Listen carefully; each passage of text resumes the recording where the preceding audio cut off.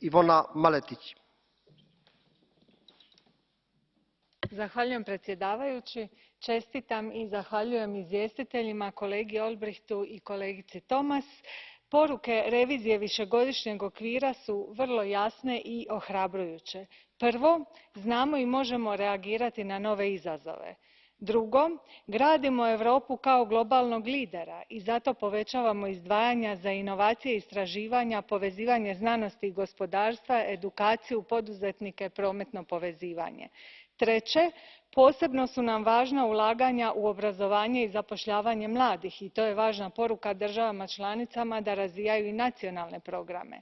I četvrto, želimo jaku kohezijsku i jaku poljoprivrednu politiku, zbog toga nacionalne omotnice ostaju kolike jesu i važno je ubrzati provedbu.